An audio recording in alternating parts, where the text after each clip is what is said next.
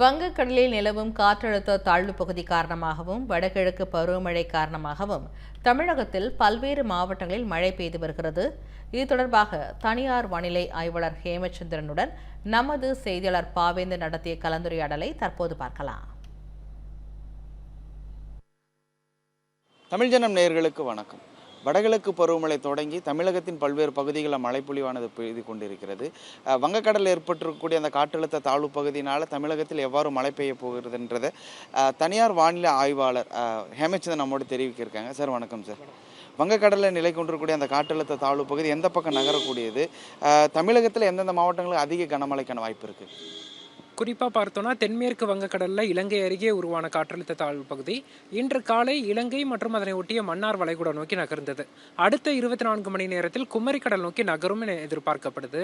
இந்த தாழ்வு பகுதி தொடர்ந்து லட்சத்தீவு மற்றும் அதனை ஒட்டிய தென்கிழக்கு அரபிக்கடல் நோக்கி அடுத்த 48 மணி நேரத்தில் நகரக்கூடும். இதன் காரணமாக கடந்த 48 மணி நேரத்தில் காவிரி டெல்டா மாவட்டங்களில் பரவலாக கனமழை பதிவாகியிருக்கு. ஓரிரு இடங்களில் நமக்கு மிக கனமழை வரைக்கும் பதிவாகியிருப்பதை பார்க்க முடியுது. இந்த சூழல் இன்று இரவு முதல் தென் மாவட்டங்களில் மழையின் தாக்கம் அதிகரிக்கும். குறிப்பாக அடுத்த 24 மணி நேரத்தில் ராமநாதபுரம், தூத்துக்குடி, திருநெல்வேலி, கன்னியாகுமரி மற்றும் அதனை ஒட்டியிருக்கக்கூடிய தென்காசி போன்ற மாவட்டங்களில் பரவலாக கனமழைக்கும் ஒரு சில இடங்களில் மிக கனமழைக்கும் வாய்ப்புகள் இருக்கு. மேற்கு தொடர்ச்சி மலையோர பகுதிகளான ஊத்து, நாலுமுக்கு, மாஞ்சோலை, காக்காட்சி போன்ற பகுதிகளில் மிக பலத்த மழை இன்று இரவு பதிவாவதற்கான சாத்தியக்கூறுகள் இருக்கு. அதே போல் 22ஆம் தேதி பார்த்தீங்கன்னா புதிய காற்றழுத்த தாழ்வு பகுதி உருவாக இருக்குது. இதனால் தமிழகத்தினுடைய மழைப்பொழி எவ்வளோ இருக்கும்? அது புயலாக வலுப்பெறுவதற்கான வாய்ப்பு இருக்கா? இந்தியா வானிலை ஆய்வு மையம் அது தொடர்பாக எந்த மாதிரியான முன்னறிவிப்பும் கொடுக்கல. ஏன்னா அது புயலாக வர்றதற்கான வாய்ப்பு இல்லைன்ற மாதிரி சொல்லியிருக்காங்க. அது எப்படி இருக்கும் வர இருக்கக்கூடிய காலங்கள்? தற்போதைய நிலையில பார்த்தோம்னா இந்த தாழ்வு பகுதி நம்ம விட்டு அகன்றாலும் தமிழகத்துல மழைப்பொழிவு என்பது தொடரும். வரக்கூடிய நாட்கள்ல வெயில் இருந்தாலும் விட்டு விட்டு ஆங்காங்கே மழை பதிவாவது என்பதை நம்ம நவம்பர் 19, 20 ஆகிய தேதிகளில் எதிர்பார்க்கலாம். பிறகு மீண்டும் புதிய காற்றழுத்த தாழ்வு பகுதி தெற்கு மத்திய வங்கக்கடல்ல நவம்பர் 21ஆம் தேதி உருவாக இருக்கு. இதன் காரணமாக நவம்பர் 21ஆம் தேதி இரவு முதல் தமிழகத்தின் கடலோர மாவட்டங்கள்ல படிப்படியாக மழை மீண்டும் பரவலாகும் அப்படின்னு எதிர்பார்க்கப்படுது. குறிப்பாக இந்த தாழ்வு பகுதி படிப்படியாக வலுவடைந்து தமிழக கடற்கரை நோக்கி நகரும் அப்படின்னு எதிர்பார்க்கப்படுது. இதன் காரணமாக நவம்பர் 21ஆம் தேதி இரவு தொடங்கக்கூடிய மழைப்பொழிவு நவம்பர் 25ஆம் தேதி வரைக்கும் மீண்டும் தீவிரம் அடையும் வடகிழக்கு பருவமழை அப்படின்னு எதிர்பார்க்கலாம். இந்த வடகிழக்கு பருவமழை தொடங்கியதுலேருந்து சென்னையில் கணிசமான மழை தான் பதிவாகிருக்கு. அப்போனா தமிழகத்தில் குறிப்பாக அந்த வட மாவட்டம், சென்னை போன்ற பகுதிகளில் எப்போ அதிக கனமழைக்கான வாய்ப்பு இருக்குது? மக்கள் தன்னை எவ்வாறு தயார்படுத்திக்கலாம்?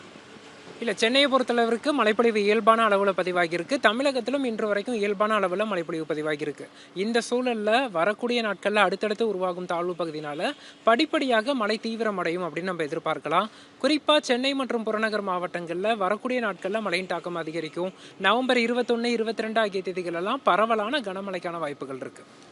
கடந்த 2 நாட்களாக சென்னை பார்த்தீங்கன்னா ஒரு ஊட்டியில் இருக்கக்கூடிய சூழல் அந்த கூழ்மையான காட்டில் இருக்கக்கூடிய பார்த்தோம். ஸோ அந்த கூலிங் காற்று இப்போ பார்த்தீங்கன்னா கொஞ்சம் வெயில் அடிக்க ஆரம்பிச்சிருக்கு. அடுத்து எப்பப்போ மழைக்கான வாய்ப்பு இருக்குது? இதே சூழல் தான் இருக்குமா? அடுத்த வெப்பத்தினுடைய தாக்கம் எப்படி இருக்கும்? இல்லை, இப்போ கிழக்கு திசை காற்றின் வருகை என்பதன் காரணமாக இன்று முதல் நவம்பர் 18ஆம் தேதி முதல் தமிழகத்தின் கடலோர மாவட்டங்களில் தெளிவான வானமும் வெப்பமும் இருக்கும்.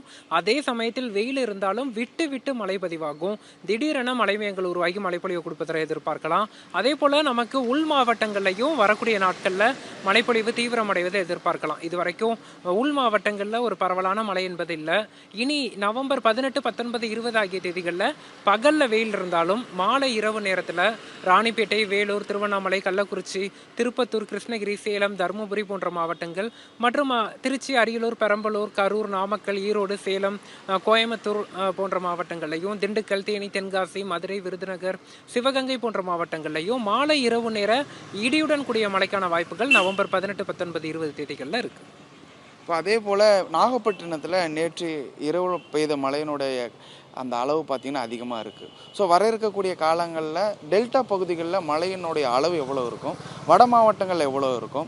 உள் மாவட்டங்களோடைய அந்த மழையினுடைய அளவு எவ்வளோ இருக்குது? அதை பற்றி டெல்டா மாவட்டங்களை பொறுத்தளவிற்கு அந்த மிக கனமழை இந்த தாழ்வு பகுதியிலிருந்து வாய்ப்பு குறைந்துருச்சு. நமக்கு 2 நாட்கள் பரவலான மழை கொடுத்த நிலையில் இனி விட்டு விட்டு தான் மழை பதிவாகும்னு எதிர்பார்க்கப்படுது.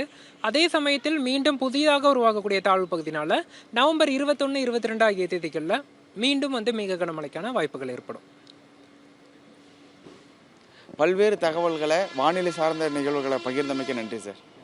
தமிழ் ஜனம் செய்திகளுக்காக ஒளிப்பதிவாளர் பாலாவுடன் செய்தியாளர் இரா பாவேந்தர். 13 years of trust, a revolution of gratitude, 100% assured appreciation. With gratitude, G Square oda 13th year anniversary offer plot villa apartment எது புக் பண்ணாலும் 25 வருஷத்துக்கு பவர் இருக்கும் ஆனா EB bill இருக்காது. Up to 5 kilowatt solar panels with no additional cost ஓட கிடைக்கும். Zero EB revolution. To book call 8939710009.